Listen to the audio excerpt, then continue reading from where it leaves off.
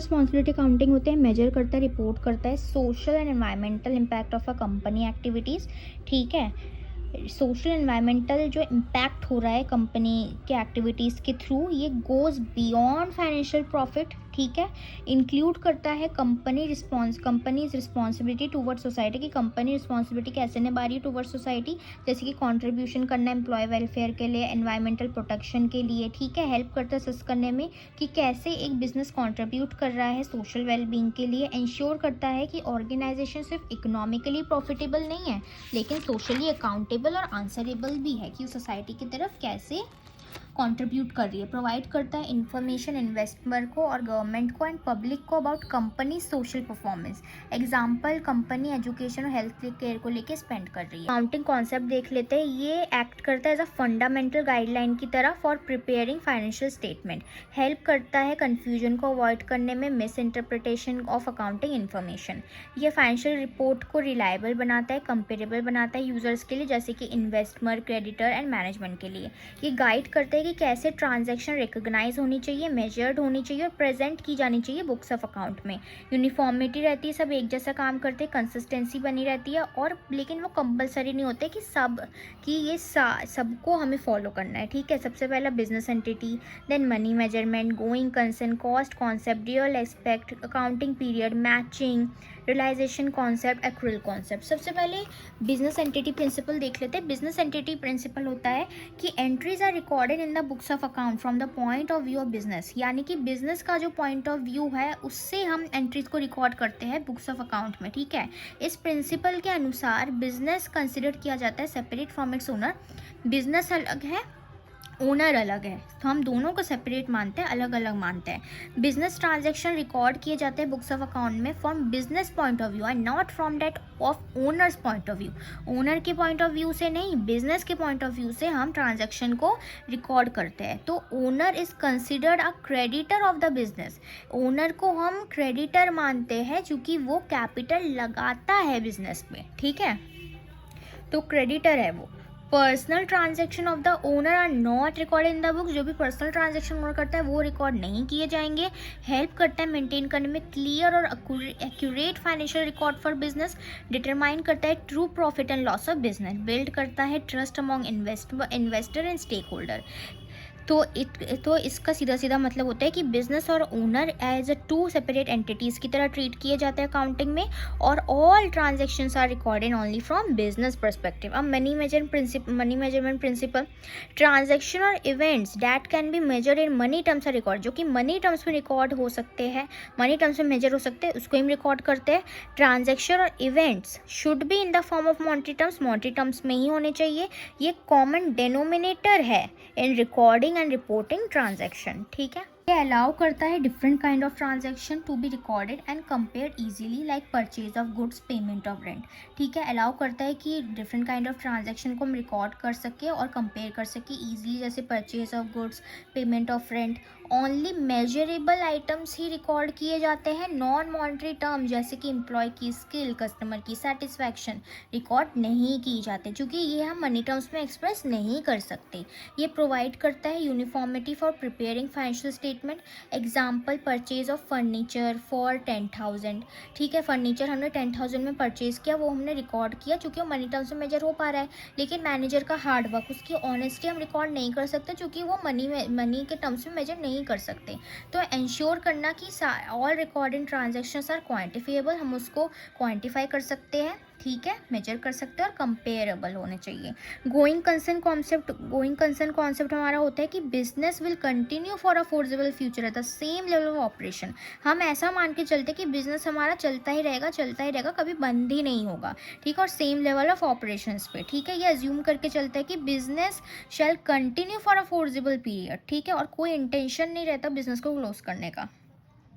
इस एजम्पशन की वजह से assets are recorded at their cost and expenses, like depreciation are spread over future years. इसी assumption की वजह से हम एसेट्स को उसकी कॉस्ट पे, उसकी एक्सपेंस पे रिकॉर्ड करते हैं और डेप्रिसिएशन लगा देते हैं, जो कि सालों साल वो डेप्रिशिएट होता रहता है। ठीक है, बिजनेस एक्सपेक्ट किया जाता है कि वो कंटिन्यू रहेगा, उसकी एक्टिविटीज़ पूरे साल के लिए। ठीक है, कभी बंद नहीं होगा। Assets are shown at historical, जो भी उसकी एसेट्स की ओरिजिनल कॉस्ट है उस पे ही हम उसको दिखाते हैं एसेट को, और रीसेल वैल्यू पे नहीं दिखाते हैं। इंश्योर करता है proper matching of revenue and expense, provide करता है स्टेबिलिटी और confidence to investor, creditor, employees. ये फॉर्म करता है एक बेस ताकि हम एसेट्स और लायबिलिटीज़ को वैल्यू कर सके। एग्जाम्पल ले रहे, कंपनी मशीन खरीदती है और वो 1 लाख की है और उसके एक्सपेक्टेड लाइफ 10 साल की है, so it doesn't charge the entire 1 lakh as expense in 1 year. वो एक साल में ही 1 लाख रुपए एक्सपेंस चार्ज नहीं करेगा। इंस्टेड ऑफ डैट वो डेप्रिसिएशन लगाएगा हर साल, क्योंकि बिजनेस ऐसा अज्यूम करके चलता है कि वो उसकी जो एक्सपेक्टेड लाइफ है वो 10 साल तक ही बिजनेस चलेगा और वो बंद नहीं होगा। ठीक है।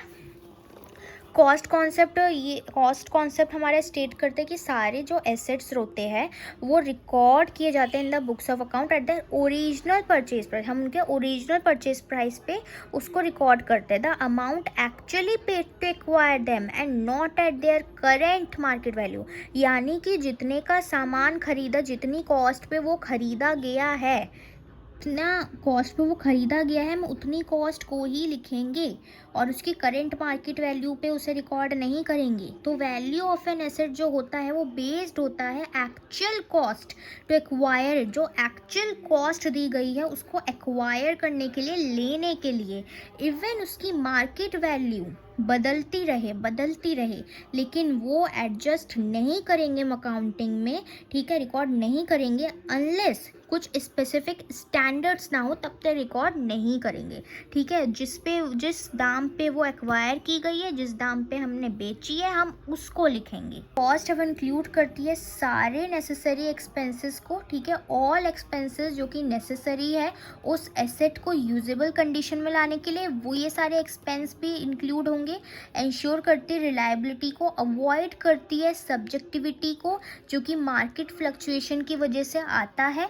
ठीक है, मेंटेन करता है कंसिस्टेंसी को। एग्जाम्पल, अगर एक कंपनी मशीन परचेज करती है 2 लाख की और स्पेंड करती है 10,000, ठीक है, और इंस्टॉलेशन चार्जेस, तो मशीनरी हम रिकॉर्ड करेंगे 2,10,000 पे। 2 लाख की लेके आए थे, 10,000 हमने इंस्टॉलेशन चार्जेस है, तो बुक में हम वही रिकॉर्ड करेंगे। अगर उसकी मार्केट वैल्यू बाद में 2,50,000 भी हो जाए या फिर 1,80,000 भी हो जाए, उससे हमें फ़र्क नहीं पड़ता। हम उसको लेके आए थे 2,10,000 पे, तो 2,10,000 ही हम उस पे लगा देंगे। जितनी कॉस्ट पे लेके आए थे उतना हम रिकॉर्ड करके रख देंगे। ठीक है। अब ड्यूअल एस्पेक्ट का मतलब होता है हर ट्रांजैक्शन जो एंटर्ड होती है उसके 2 एस्पेक्ट होते हैं, debit and credit of equal amount. ठीक है, डेबिट में भी एक अमाउंट लिखते हैं, क्रेडिट में भी एक अमाउंट लिखते हैं। तो जो सिस्टम है डबल एंट्री बुक कीपिंग का, वो इसी कॉन्सेप्ट पे बेस्ड है। ठीक है, सिंगल एंट्री और double entry. Every business transaction has 2 equal and opposite effect. Her business transaction का 2 इक्वल एंड अपोजिट इफेक्ट होता है। एक डेबिट साइड पे लिखते हैं, एक क्रेडिट साइड पे लिखते हैं। हर ट्रांजैक्शन अफेक्ट करती है अकाउंटिंग इक्वेशन को एक ऐसे वे में जो वो हमेशा बैलेंस हो सके। डेबिट और क्रेडिट साइड हमेशा इक्वल होनी चाहिए ताकि वो अकाउंटिंग इक्वेशन को बैलेंस कर सके। Asset is equal to liability plus capital. So जब एक ट्रांजैक्शन होती है तो total debit is equal to total credit ही होना चाहिए। डेबिट में भी सेम, क्रेडिट में भी सेम अमाउंट होनी चाहिए। ये प्रोवाइड करते हैं scientific system for recording transaction, accuracy, reliability रहती है। एग्जाम्पल, एक बिजनेस अगर 10,000 की फर्नीचर खरीदती है कैश में, तो फर्नीचर एसेट बढ़ गया, हमारे पास फर्नीचर आया है तो फर्नीचर डेबिट होगा, जो आ रहा है डेबिट करा। ठीक है, 10,000 और कैश एसेट, कैश हमने दिया, कैश चला गया, फर्नीचर आ गया, कैश चला गया, तो जो कैश एसेट है वो डिक्रीज हो जाएगा क्रेडिट। यानी कि दोनों एसेट पे फ़र्क पड़ा, फर्नीचर आया, कैश गया। ठीक है, तो डेबिट में भी ये, क्रेडिट में भी ये, तो जो टोटल एसेट्स है वो सेम रहेंगे और इक्वेशन हमारी बैलेंस्ड हो जाएगी। अब अकाउंटिंग पीरियड देख लेते हैं। ये स्टेट करता है कि जो बिजनेस की लाइफ होती है वो स्पेसिफिक टाइम इंटरवल पे डिवाइडेड होती है, ठीक है। उसका स्पेसिफिक टाइम होता है अकाउंटिंग पीरियड। अकाउंटिंग पीरियड हमारा कब तक चलता है? अकाउंटिंग पीरियड हमारा 1 अप्रैल टू 31 मार्च तक चलता है, ठीक है। ये it is for the purpose of measuring performance and preparing financial statement. इसका पर्पस ये होता है कि मेजर कर सके परफॉर्मेंस को और प्रिपेयर कर सके फाइनेंशियल स्टेटमेंट को। ऑल दो एक बिजनेस कंटिन्यूस होता है, लेकिन रिजल्ट्स जो मेजर किए जाते हैं वो एक फिक्स पीरियड ऑफ टाइम पे किए जाते हैं। ये हेल्प करता है कि फाइनेंशियल परफॉर्मेंस को हम कंपेयर कर सके over different periods. Financial statement जैसे कि ट्रेडिंग अकाउंट, पीएनएल अकाउंट और बैलेंस शीट प्रिपेयर किए जाती है and the end of each period. हर एक पीरियड के एंड में ये तीनों चीज़ें हम बनाते हैं। इन इंडिया जो अकाउंटिंग ईयर है यूजुअली 1 अप्रैल टू 31 मार्च चलता है of the following years. Help करता है टाइमली परफॉर्मेंस इवैल्यूएशन में, हेल्प करता है प्रॉफिट एंड लॉस को डिटरमाइन करने में for a specific period, help करता है फाइनेंशियल रिजल्ट्स को कंपेयर करने में ईयर बाय ईयर, प्रोवाइड करता है timely information to management and investor. Example, अगर कंपनी प्रिपेयर करती है account for the year ending 31 March 2025, so जो भी इनकम और एक्सपेंसेस है बिटवीन 1 अप्रैल 2024 टू 31 मार्च 2025 वो कंसिडर किए जाएंगे for that accounting period only. Matching important है, ये स्टेट करता है जो एक्सपेंस है वो रिकॉर्ड होने चाहिए सेम अकाउंटिंग पीरियड में, ठीक है, as the revenues they help to generate.